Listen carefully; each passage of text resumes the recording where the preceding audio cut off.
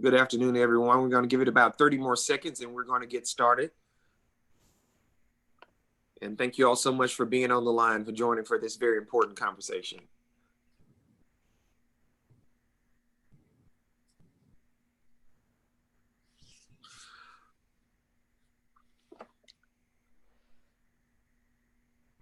Okay, it is 12:01 p.m. and I am Bobby White with the Greater Memphis Chamber.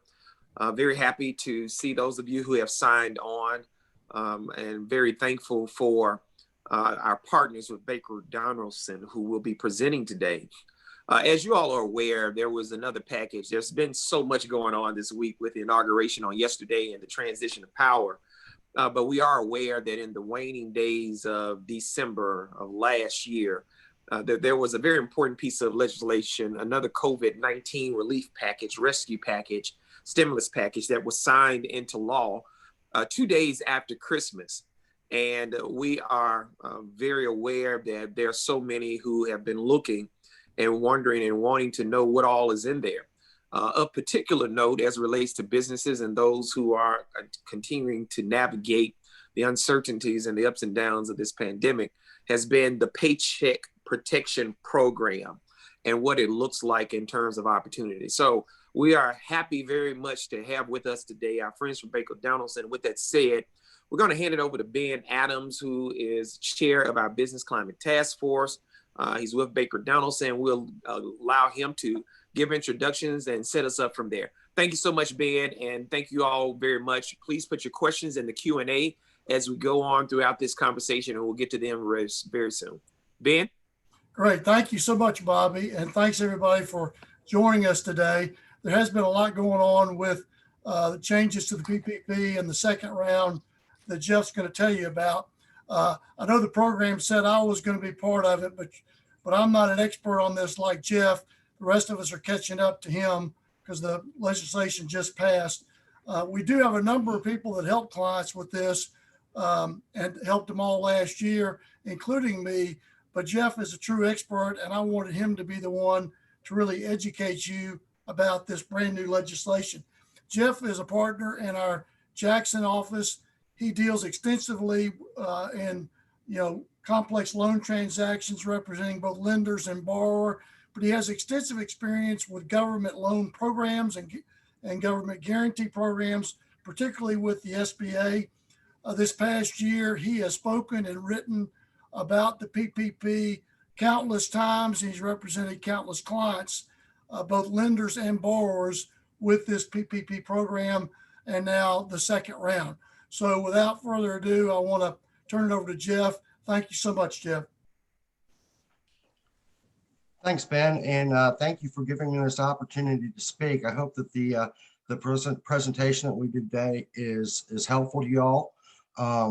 As Ben and Bobby both noted, there was a rather large bill that was passed at the end of last year. The President signed it on December 27th. It is actually the Consolidated Appropriations Act for 2021. So it has a number of different provisions in addition to Paycheck Protection Program changes and new aspects. And there are some things that are kind of sprinkled throughout the act that I want to kind of go through in addition to the ones that directly affect the Paycheck Protection Program. The Consolidated Appropriations Act 2021 does clarify some things that a number of people had concerns about with the Paycheck Protection Program through the first round. The first one of those is that it does confirm that Paycheck Protection Program forgiven loans are not included in income for tax purposes. Although this was included in the original CARES Act, it continued to be an issue. Typically, when debt is forgiven, the borrower then has income equal to the amount of debt forgiven and has to pay taxes on that. Congress has clarified that that is not the case with Paycheck Protection Program loans. As kind of a corollary to that, the Congress had intended that the funds made available by the Paycheck Protection Program would be used like any other funds in the operations of a borrower business. However, the IRS took the position in, I believe it was May of last year, that any expenditures that were made with forgiven PPP loan funds would not then be deductible on the borrower's income tax return. So the Consolidated Appropriations Act reverses that determination by the IRS. Any money that is used, PPP loan funds that are used for business expenditures are deductible just the same as any other funds that the borrower has. In addition, the Congress has indicated that the economic injury disaster loan emergency advances, those were the $10,000 advances that were available to businesses, or at least started at $10,000, would also be excluded from income tax for recipients.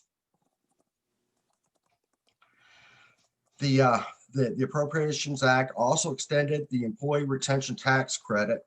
This was a little known aspect of the CARES Act that actually could be of more benefit to folks now that it's been modified. It did originally end at the end of last year. It's been extended through the first half of 2021. And for especially hard hit businesses, those who have been impacted, I think the minimum is 50% of their business has to be off. It does provide a refundable tax credit that's equal up to 70% of eligible wages. And the problem with using it with the original Paycheck Protection Program funding was that they were mutually exclusive. That is, if you had a PPP loan, you couldn't claim the employee retention tax credit. Now, as a result of the Appropriations Act, Congress says what we intend is for you to be able to use both as long as the tax credits are not related to wages that have been paid with PPP loan proceeds. It also includes the main chunk of the act that we're going to be concerned with today, and that's the Economic Aid to Hard Hit Small Businesses, Nonprofits, and Venues Act. The Economic Aid Act extends the Paycheck Protection Program through March 31st, 2021. When it was originally enacted, the program ended June 30th. It was extended to August 8th, and there have been no applications received from March 8th through now.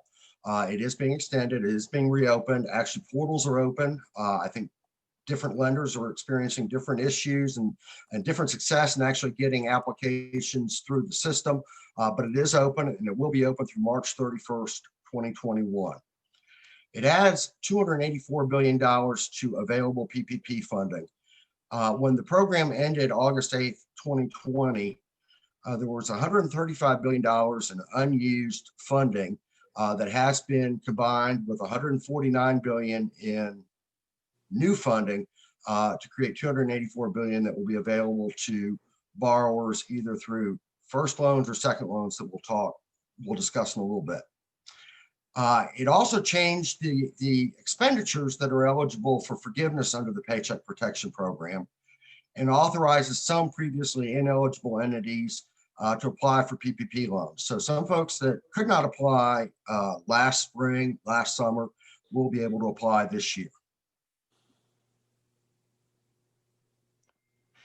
In addition, some folks were limited in the amount that they could claim as eligible for PPP loans. That has been changed through regulatory changes. They've been increased in some places. Those people will be able to go in and actually apply for an increase in their loan amounts. In addition, people that returned their loans, did not take them, did not close them, but were approved, will also be able to, in some cases, access those return funds or those funds that were not taken in the first go around. Creates a second round of PPP loans, and these are being referred to as second draw loans for especially hard hit businesses. And we'll go through the qualifications for those entities shortly. It creates a true variable covered period for expenditure of PPP loans of between 8 and 24 weeks. When the program first rolled out, the covered period, that time when you could spend the money for eligible purposes and seek forgiveness, was 8 weeks. It was changed by the Paycheck Protection Program Flexibility Act to be 8 weeks or 24 weeks at the election of the borrower. The SBA tried to create a variable period by saying that a borrower could apply for forgiveness when its funds were gone, but that created issues with full-time equivalent calculations and so forth that were never fully addressed. Congress said, we're going to change that. And we're going to actually make it variable, whatever the borrower wants to use, between 8 weeks and 24 weeks. And it also creates a very simple forgiveness process for loans of $150,000 or less. Previously, the SBA had issued a short form forgiveness application for loans of $50,000 or less. Congress has changed that. So it's going to be $150,000 or less. There's no documentation that has to be submitted. It's basically all borrower self-certification. Of course, they have to maintain documents for a specified period of time and provide those to the SBA if the SBA ever requests. But generally, it's going to be a one-page application that goes in, and on that basis, the lender and SBA will determine forgiveness. The Act also clarifies responsibility for payment of agent fees. This was in the background for a lot of borrowers, but was a big issue between lenders and agents. And an agent's any third party that between 3 and 4. What's up? Agents are basically any third party that assists either a borrower or lender with getting a loan ready. And there was a question about who was actually responsible for payment of these fees. The Treasury and SBA and their initial regulations just said, here's what agents will be paid. Didn't say who was responsible, didn't say what the obligations were. Said they would have to come out of lender fees, but didn't specify what the requirements would be. Congress has now said that a lender is only responsible for paying fees to agents who assist in getting these loans ready if the lender and the agent have a contract. Otherwise, it is the borrower's responsibility to pay the agent. And in addition, the lender cannot withhold proceeds of the PPP loan to pay the agent, even if the agent has a contract with the borrower. It's completely on the side and between the borrower and the agent. The Economic Aid Act also provides that the EIDL, the Economic Injury Disaster Loan Emergency Advances, again, the $10,000 advances, do not count against PPP loan forgiveness. A lot of people were taken by surprise when they started to submit their forgiveness applications that SBA was deducting the amount of any emergency advance that the borrower received from their forgiveness. So even if a borrower used their loan the way they were supposed to and the time allowed, they were being stuck with a balance that they would have to pay over time. Congress said, no, that's not the intent of what we were trying to do. We wanted the emergency advance to just be money that a borrower or recipient didn't ever have to worry about. So those are no longer counting against PPP loan forgiveness. In addition, after the SBA started distributing the Economic Injury Disaster Loan Emergency Advances, they were supposed to be $10,000 under the CARES Act, up to $10,000. SBA started to run low on funds. And so what it did was without telling anyone, without any publicity, started reducing the amount of the advances to $1,000 per employee. So that an applicant that had 10 employees would get $10,000, an applicant with 100 employees would get $10,000, but an applicant with 3 employees would only get $3,000. SBA said that's not what we intended. We wanted every eligible applicant to get $10,000. So we are making sure that anyone that wants to go back and request the difference can, and that will be available. And for both of these, if someone has already received forgiveness on their first loan and the EIDL emergency advance was counted against forgiveness, the SBA has Congress has directed the SBA to fix that, to fund the amount of non-forgiveness with respect to the EIDL emergency advance, pay that amount to the lender, and make sure that the borrower is held harmless from any claims for those amounts. And finally, the Economic Aid Act also creates a special grant program for shuttered venues. These are live entertainment venues, theaters, and so forth that have been especially hard hit due to social distancing and required shutdowns and so forth. I thought it would be helpful to do a quick recap of the Paycheck Protection Program since it has been in place now for 10 months. There have been a lot of changes since the CARES Act was first rolled out at the end of March last year. And there are also, I think, some people who are probably on this webinar who have not received loans, and these rules will apply to them. And they will also apply to some extent to second draw loans. Of course, the Paycheck Protection Program was created by the CARES Act on March 27, 2020. It was amended by the Paycheck Protection Program Health Care Enhancement Act in April of last year. That was to infuse an additional $310 billion into the program after the initial $349 billion was expended. It was amended again on June 5th, 2020, and that extended the loan program till August 8, 2020, and made some other changes we'd already discussed, such as creating the 24-week forgiveness period and extending the repayment period for any unforgiveness amounts from the 2 years originally specified by Treasury to 5 years. And then again, of course, it has been amended by the Economic Aid to Hard-Hit Small Businesses, Nonprofits, and Venues Act. Generally, the Paycheck Protection Program provides funds to businesses to pay employees and pay certain other costs that a business incurs in its normal operations. The amount is based on payroll, generally the average payroll of the business for a 12-month period. And then it's forgivable if the funds are used for the authorized purposes within the specified period of time. Things that have not changed about the program and will continue after the Economic Aid Act is fully implemented. It is still a 100% guarantee of the loan by the SBA. That means that a borrower that does what it's supposed to do, expends the money the way it's supposed to within the time allowed, will have its loan forgiven, and the SBA will pay the loan amount to the lender. Likewise, even if the borrower does not receive forgiveness, if the borrower defaults on its repayment obligations under the loan, and assuming the lender hasn't done anything that would cause a declination of the guarantee, it would again be paid by the SBA. There are absolutely no fees to the borrower related to the program from the SBA or from any lender. Typically, an SBA loan has a pretty significant guarantee fee attached to it, can be upwards of 3.5%. That has been completely eliminated for this program. There are no lender origination fees, underwriting fees, commitment fees, or anything like that. The only fee for which a borrower might be responsible would be if the borrower hired an agent to help it secure a loan. There are no personal guarantees or collateral requirements related to the loan.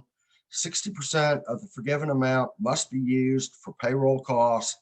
The rest can be used for other eligible expenditures.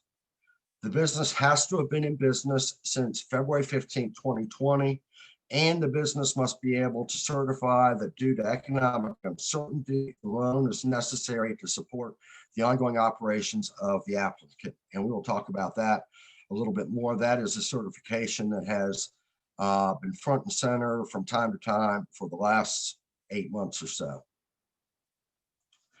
The Act, as I mentioned earlier, that the Act expanded the eligible expenditures, the things that a business can use Paycheck Protection Program loan proceeds for.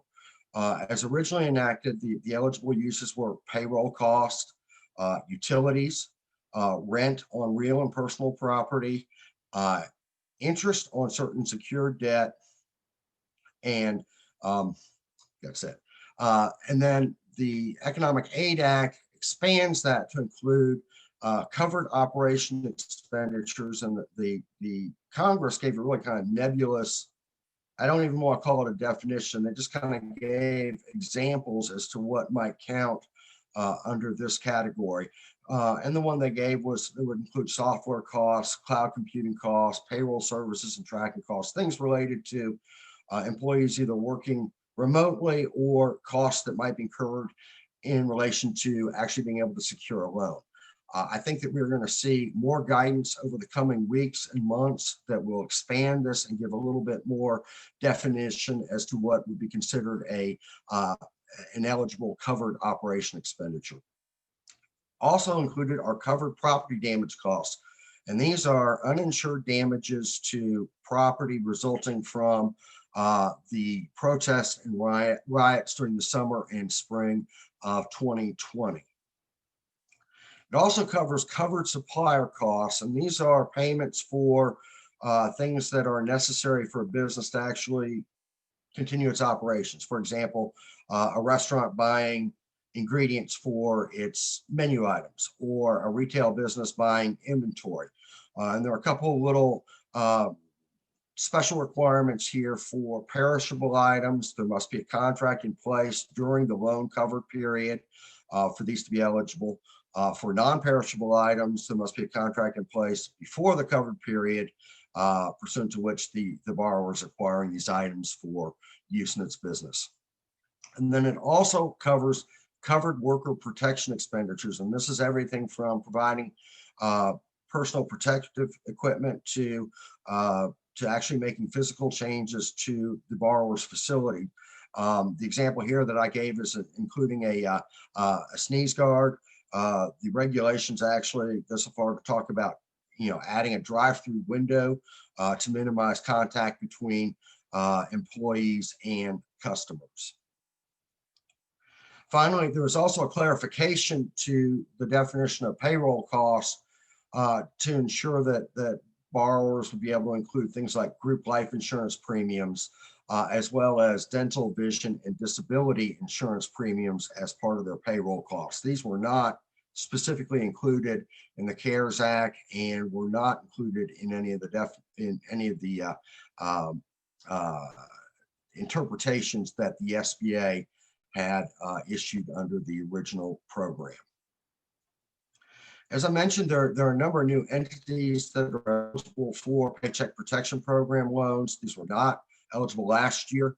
And these entities include 501c6 organizations. These are typically business leagues, things such as chambers of commerce and convention and visitors bureaus.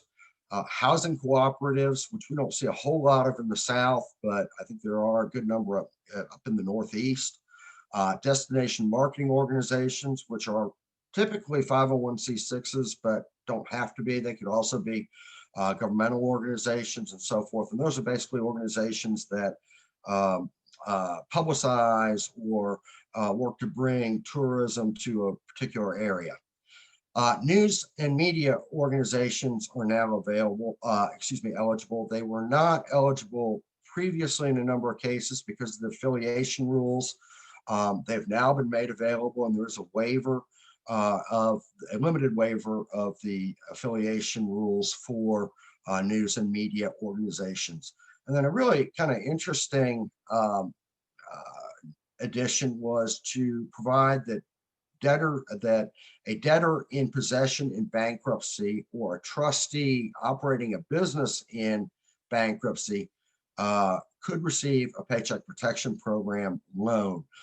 This has actually been litigated a good bit over the last 7-8 months. In fact, the most recent decision I'm aware of came out on December 30th, where the court said no, under SBA regulations, bankrupt entities are not eligible for SBA loans generally, and therefore they are not eligible for PPP loans. So Congress has this interesting kind of workaround. This is basically, we will allow bankrupt applicants to get a PPP loan as long as two things occur. One, the administrator of the SBA has to certify that the administrator believes that these entities are eligible under existing regulations. And second of all, the individual bankruptcy court, the judge in the bankruptcy court where proceeding is pending, has to actually approve the application. So don't know if that's ever going to happen.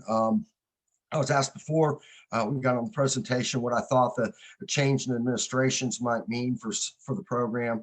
And crystal ball is just a little murky here. I don't know if the new administrator who will be coming in, it is a cabinet level position for the president, will actually make that required certification or not. We'll just have to kind of wait and see what happens over the coming weeks. These entities, these newly eligible entities, are subject to certain additional or different requirements from some of the previously eligible entities. For example, 501c6 organizations and destination marketing organizations typically do some lobbying. And so Congress put limits on the amount of lobbying that these entities could do and remain eligible. Generally, it's a 15% of activities, and there's also a dollar limitation. Once they eclipse that, those limitations, they are no longer eligible.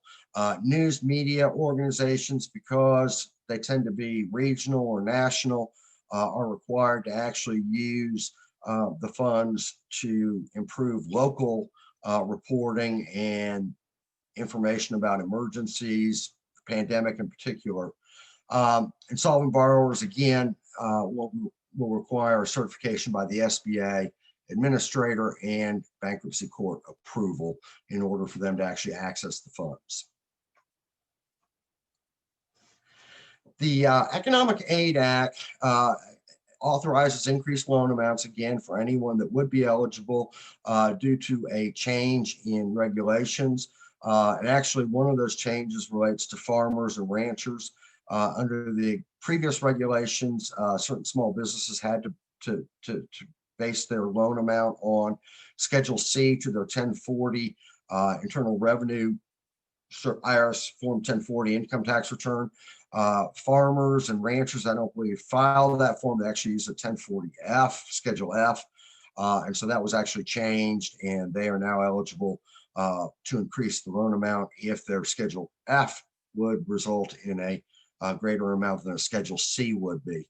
And then again, it allows borrowers that return their funds or cancel their original PPP loan to re-access the funds. As I mentioned earlier, there's a certification that every borrower has to make that the loan proceeds are necessary given the economic uncertainty to support ongoing operations. And if you'll remember, when the PPP first rolled out, Secretary of the Treasury Mnuchin went up on a publicity tour telling people to get their applications in right away or else all the money would disappear. And what happened was a lot of people that may or may not have been eligible applied for loans and got them.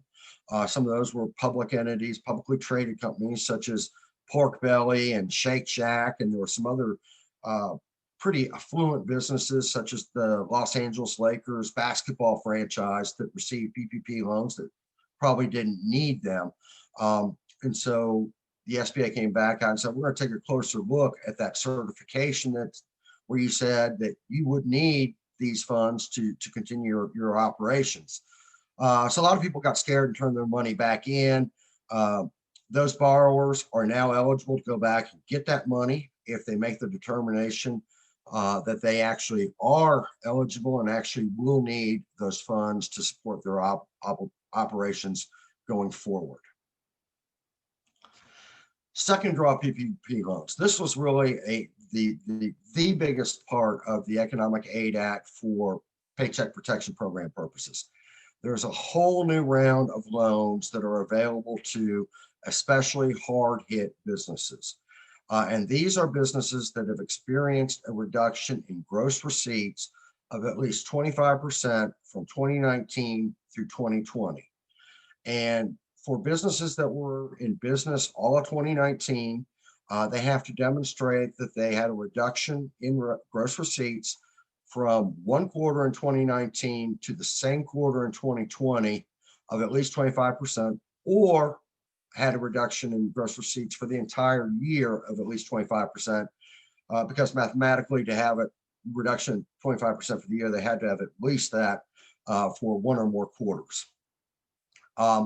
For folks that were not in business all of 2019, there are some different, a little bit more complicated rules. They get a little bit more flexibility in measuring one quarter in 2019 against a quarter in 2020.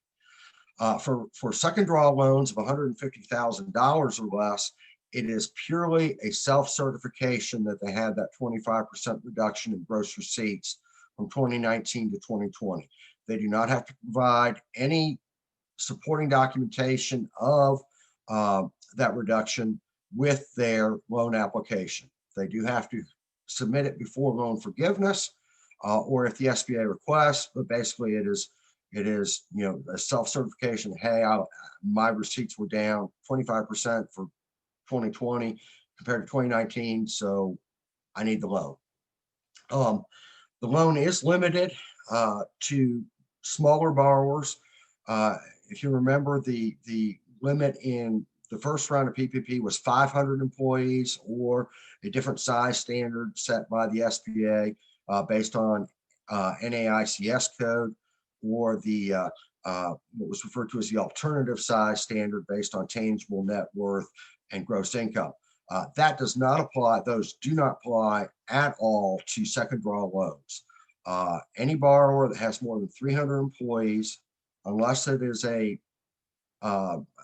food service or an accommodation hotel type business with more than one location, it's limited to 300 employees. And for food service and accommodation sector businesses, it's no more than 300 employees at any one location. In addition, the borrowers must have had a first draw loan, and that loan has to have been expended, or the borrower must certify it will be expended by the time the second draw loan is made, and that they are in compliance with all of the PPP loan requirements. This does not mean that they have to have applied for or received forgiveness, just that if they received $1 million first draw loan, they have expended it within the time allowed for their first draw loan. There are some businesses that are excluded that were not specifically excluded for first draw loans, and those include publicly traded entities, so we don't have the same issues like we did with Shake Shack and Pork Belly and so forth. Certain businesses that are either owned by companies formed on the laws of China or Hong Kong, or that have significant operations in China or Hong Kong, or that have a Chinese resident on their governing board, are prohibited from receiving second draw loans.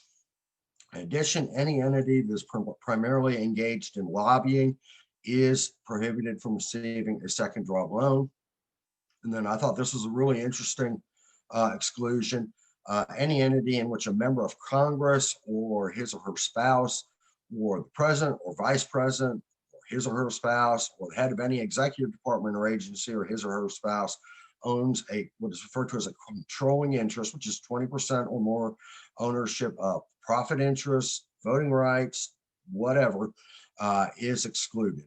I don't know if someone got caught getting a loan, someone in Congress got caught, or if this was directed at some agency head or someone else in the executive department or what, but those are specifically prohibited from receiving a second draw loan. And this morning, the SBA actually issued a certification form that has to be filled out by all borrowers in connection with their loan, certifying that no one involved with the company actually is prohibited under this provision from receiving a second draw loan.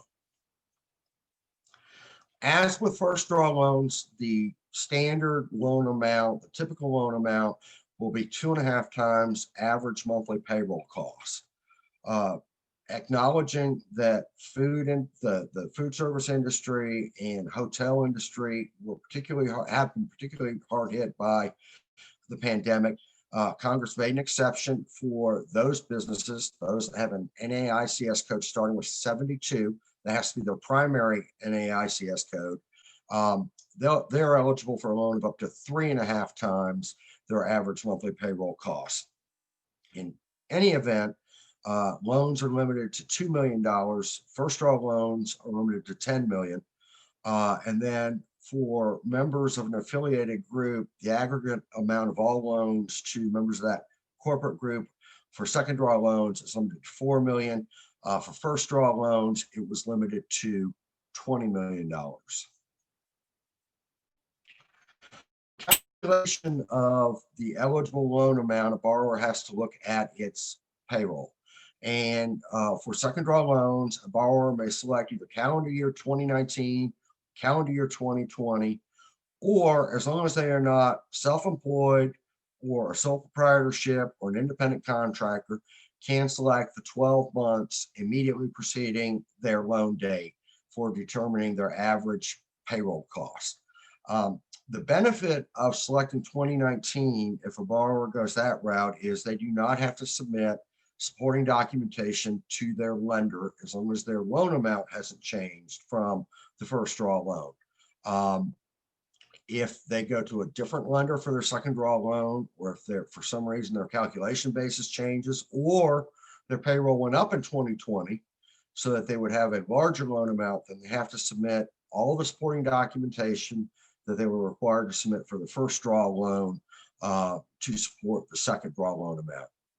And of course, there are special rules for seasonal employers and entities that were not in existence for all of 2019. And the effort here by Congress and the SBA was to make sure that these folks that were not in business, for a long period of time or operate seasonally are not unduly prejudiced by having to include periods where they would not have had significant payroll. And then I mentioned shuttered venue grants. I don't want to talk a whole lot about these because they are very special, very different. They have their own complicated set of rules that the SBA, although they were supposed to issue regulations already, has not. But it is a grant program, a true grant program. It's not a forgivable loan program. It is intended to be kind of an alternative to the Paycheck Protection Program, and in fact is exclusive, mutually exclusive with the Paycheck Protection Program. An entity that gets a shuttered venue grant cannot get a second draw PPP loan or a first draw PPP loan after December 27, 2020. And likewise, anyone that gets a PPP loan after December 20th, 2020 cannot also get a shuttered venue grant. And that's important because the shuttered venue grants do tend to be significantly larger than Paycheck Protection Program loans, but there are some limitations on who is eligible. It is a competitive application process. The first round of applications will only be accepted from folks who suffered at least a 90% reduction in revenues. The second round will be 70% and so forth. And then there'll be a whole nother round of grants after that called supplemental grants to kind of help folks that won't hit quite as hard as the 90, 70, 50%ers or who actually were not fully made whole with the initial grants. And finally, a very interesting provision, and I'm glad that SBA included this. One of the real black holes of the whole program has related to what the SBA is doing from an auditing standpoint. Of course, I mentioned that after Secretary Mnuchin kind of encouraged everyone to apply for first draw loans and got a lot of applications from folks who may not have actually needed them. The SBA came out and said, turn your loans back in, don't take the money, and we won't go after you. And we will deem anyone with a loan of $2 million or less to have made that certification of need in good faith. If you have a loan of over $2 million and you keep it, then we're going to take a look at whether you actually had a good faith basis for saying that you needed the loan. But the SBA never indicated how they were going to pick loans, what factors they were going to look at. And a lot of people were really surprised when they started to apply for forgiveness that they would receive what's being referred to as the necessity questionnaire, where they're asked to provide a lot of information about their financial situation before and during their PPP loan cover period. And quite honestly, a lot of questions that are probably not indicative or would not really bear on the decision at the time a loan was made, whether they actually had a reasonable basis for receiving the loan. So the Congress wants a little bit more clarity there. They want the SBA to come clean on what they're looking for, what the criteria are. And so that is due to the House and Senate committees, small business committees, in 45 days. That should be coming out sometime in mid-February. And of course, those will be in all likelihood made public once the applicable committees get a chance to review them. And that completes the scheduled portion of the presentation. And I'll be happy, or Ben will be happy, if they relate to tax questions, to answer any questions that you may have. Well, thanks so much, Jeff. I can tell you very much, it's extremely thorough in the information shared. We appreciate also the fact that we'll be able to share the presentation and also the videotape of this session. It's already been asked for and asked by a number of people who are not able to attend, as well as some people on the line. So for the purpose of kind of freeing you up to not have to read and some of the messages have also come through direct message to me. I'll just pitch these questions out for you. Okay. The latest PPP guidance says organizations receiving a forgivable loan have to certify that the pandemic has caused them significant financial harm that they can't overcome using other sources of liquidity like reserves. This isn't the exact wording, but I think that that's the gist of it is correct. But then there's guidance about organizations that get less than $2 million being granted safe harbor protection that appears to assume they are eligible for the forgivable loan. My nonprofit did not suffer significant financial harm, so I assume we are not eligible despite the safe harbor. Am I correct? The SBA has the authority to look at any loan regardless of size. The safe harbor was specifically for loans of $2 million or less. And the expectation was that the SBA would not be looking at borrowers with those loans of under $2 million, looking at the need issue, unless there was some evidence of fraud or some wrongdoing. So I would need to know a little bit more about your specific situation, what the loan was, what your factors were at the time that you applied for the loan, as well as what happened to you during the covered period to be able to actually give a better answer on the particular circumstances. But the safe harbor is meant to cover all loans of $2 million or less. All right, good deal. All right, so this is kind of subjective here, but it says still waiting for banking institution who process first phase to process second phase. Would it be in the business best interest to go with another banking institution to expedite? Okay, could you repeat the question, please? Sure. This person says they are still waiting on the banking institution that processed their first phase to process their second phase. Would it be in the business's best interest to go with another banking institution to expedite? I know everyone gets in a hurry, especially when it comes to money. Yeah. The portal was open to certain small financial institutions, minority-owned financial institutions, community financial institutions. Last week, it was generally opened up for other financial institutions Tuesday of this week. It will take a little bit of time. As I mentioned earlier, the SBA is continuing to issue guidance, as I speak. And so there are things that a financial institution is going to have to look at to make sure that they have all the information they're required to have, that the application is actually eligible and so forth. So you might have submitted an application Tuesday and not have word back yet. And I wouldn't find that particularly unusual. And I wouldn't expect a lot of people to have gotten approved for second draw loans already, because again, there is guidance that continues to come out almost hourly. So I would give your first financial institution a little bit more time. Generally, I think that most borrowers are going to be better off going back to the lender on their first loan rather than going to a new lender for their second draw loan. As I mentioned, if you go to a different lender and you're relying on your first loan payroll information and so forth, you're then going to have to resubmit it to your second draw lender. The second draw lender is going to have to go through and review that and make sure that you're actually eligible for that loan amount. So I don't know if I'd be in a rush at this point. Certainly if your lender drags its feet, going forward, things don't seem to improve over the next couple of weeks, you're just left wondering, then it might be time to consider going to a different lender. But I think at this point it's a little too soon to be jumping from one to the next. Yeah, that is great insight there, Jeff. I mean, great context. I really, I know whomever that was for, they appreciate it, as did I.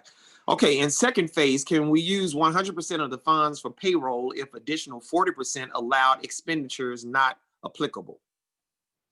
You can always use 100% for payroll. The minimum is 60%. When the program first rolled out, it was 75%. It's been reduced. The minimum is 60, maximum is 100%. I would suggest that you take a good look at your particular situation.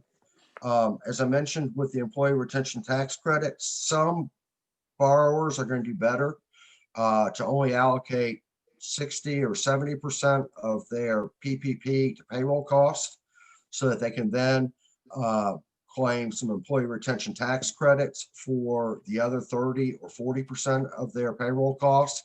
And that may just be something that you need to work through with your accountant or lawyer or whoever your advisor is on your PPP loan. Okay. Can business receive same first phase PPP funds in second phase if business can show quarter 2020 revenue loss compared to quarter 2019? I guess that's QTR. If the question is, can you get the first draw loan and the second draw loan at the same time, the question is no.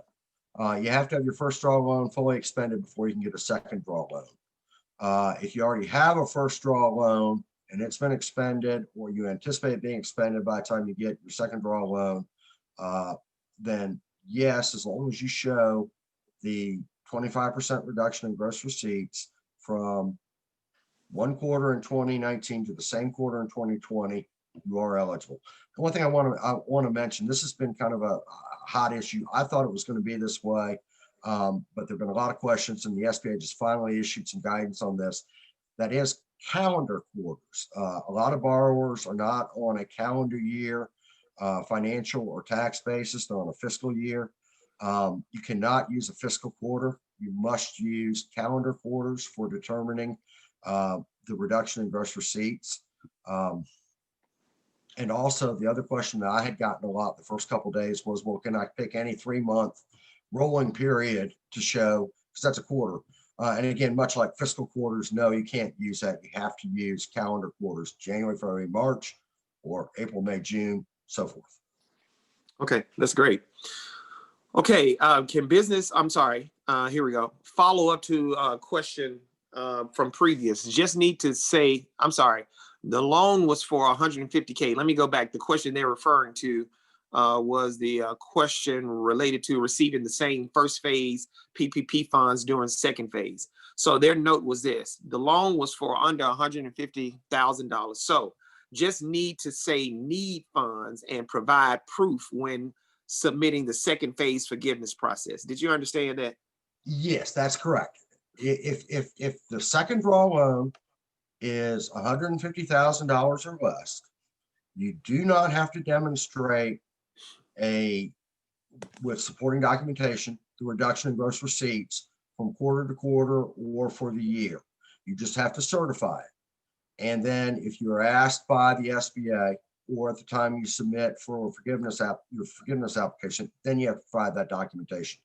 And the SBA's thought here was smaller businesses may not have documentation to readily show this reduction in gross receipts from quarter to quarter. They may have to wait until their tax returns are done to be able to show it. And so they wanted to make it easier for smaller borrowers that just may not have the information readily available to be able to access the second draw loans. Okay, good deal. Can you discuss employee retention tax credit, including rules for qualifying? Can you discuss that? No, I can't. Ben, do you feel like you could discuss? I mean, I discuss what I can. I mean, I have not focused on it because it's not an SBA program.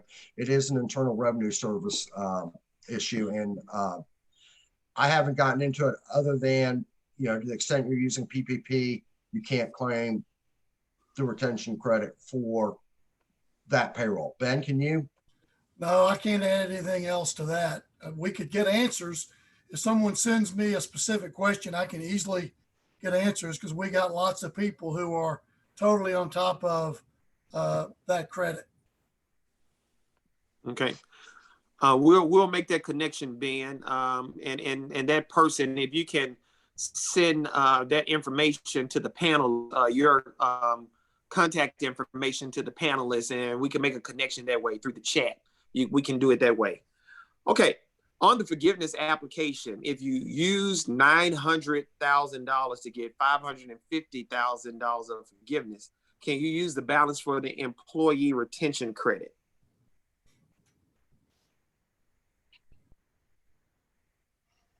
Jeff, are you on mute? No, I'm here. I Okay. just wasn't saying anything. I was pondering the question. Okay. Yeah. Okay. So assuming, I'll read it again. I'll read it again. On the forgiveness application, if you use 900K to get 550K forgiveness, can you use the balance for the employee retention credit? And that may be back on the whole IRS piece where there's someone who's better equipped to answer that. exactly. What I am comfortable saying is if the borrower has $900,000 in payroll and it covered $550,000 of payroll with Paycheck Protection Program loan proceeds, the other $350,000 may be eligible for the employee retention tax credit. But to qualify for the employee retention tax credit, there are a number of things that have to be demonstrated, including that the business had a significant reduction in operations due to either governmental shutdown or CDC distancing recommendations and things like that. So I would really suggest that the person that's asking the question either get in touch with us or get in touch with their tax advisor, legal advisor about those issues. But yeah, I would think that if they otherwise meet the requirements, they should be able to use that 350. Okay. All right. And I'll ask the same thing of the person who shared that. If you're interested in making that connection with Jeff and with Ben Baker Donaldson, please feel free to send a message to the panelists and they'll get it. And I did get the message to the panelists from the previous question, the folks who wanted to know about the employee retention tax credit. So we can get you guys, or they can get you connected with their person more equipped to deal with it from that IRS perspective. Okay, Bobby, we want to open it up. Yeah, Bobby, can I ask Jeff? Sure. Google Home app on a phone or tablet. Sure, please. My Google app, Google is giving me problems over here to my right, but go ahead, Ben. I'm sorry. So first I wanted to thank Jeff for putting this presentation together and making it. We've got about 25 people that advise folks on PPP loans, but Jeff is a tremendous resource for all of us. We turn to him. But one thing that my clients and my friends have consistently complained about with the PPP program, I want to just get your reaction to for the benefit of the audience. You know, this certification thing where the noise came out sort of after the fact, it really spooked people. And the response that people always say, and I agree with it, is, you know, my choice was to either get this money and keep my people, which is what they said they wanted me to do, or lay off people and not get this money. And so, you know, you had a choice on the front end, but you could have survived without that loan, but you would have operated your business differently if you didn't think you could get that loan.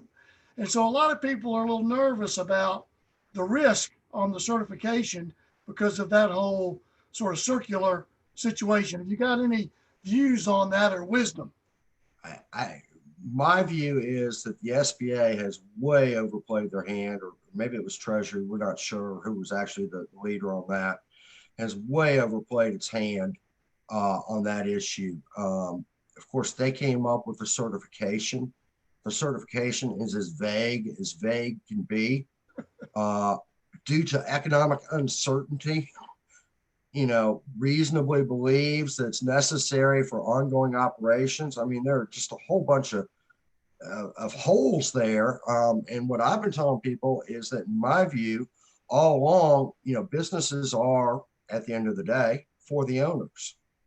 It's nice to keep people employed, but there's nothing in the law that says that an owner has to keep people employed. You know, and that's the idea of the loan program was for owners to keep people employed. It was the alter ego of the enhanced unemployment benefits. So I agree with folks who say, hey, it's my business. I wouldn't have done it quite this way if I hadn't gotten the PPP loan. And I think they are reasonable in saying that. I think they've got a real good position if the SBA comes back and says, we question whether you had a good faith basis for saying that you needed the loan. Good. I just thought it would be helpful for people to hear your perspective on that, because that's a common refrain out there. Yeah, I think we're going to see a lot of litigation over that issue in the coming years.